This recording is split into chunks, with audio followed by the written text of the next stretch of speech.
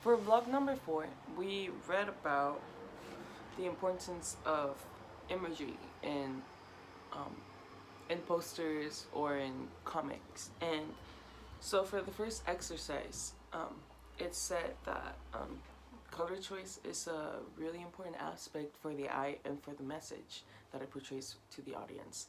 And they were asking to come up with a couple examples from advertisements or corporations that use color to bring out the message further.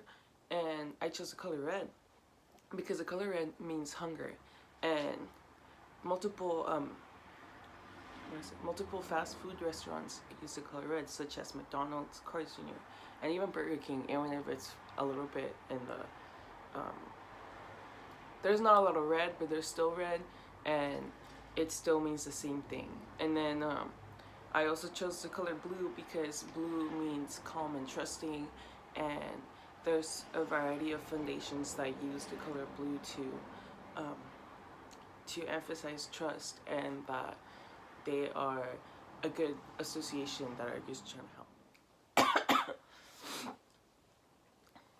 Later on, the second exercise that I chose was the one where they talked about the Japanese candidate that used the color pink to represent himself, and they were asking how the media in the U.S. would react if a candidate would represent himself with the color pink. So for that, I thought that a candidate using the color pink to represent themselves in the election in the U.S. could be might be controversial and dangerous for the outlook of that person's campaign.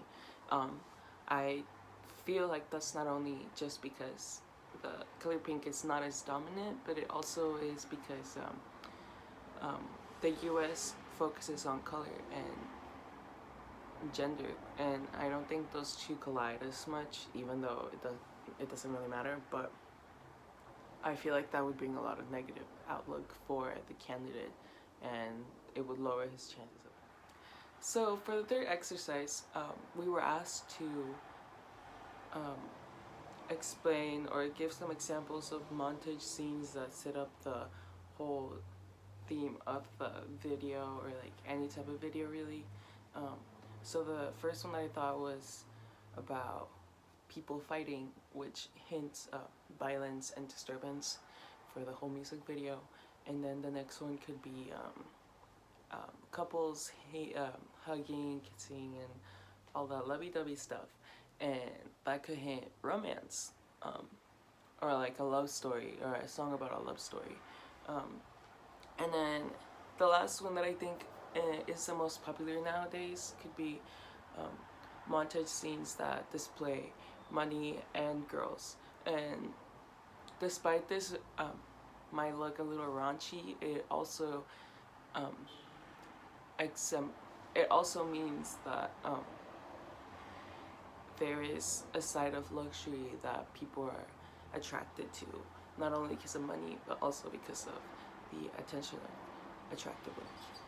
Then the last exercise that I chose to do was one that asked if body piercings, tattoos, jewelry, and all that stuff that people use to present themselves, whether they help understand an individual more.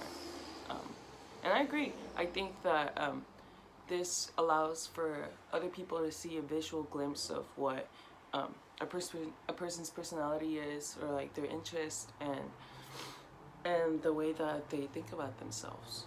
And I don't know, I really enjoyed this chapter, not only because I'm a visual person, but because it allows you to understand on how to look for specific details in film, or not even film, in just visual.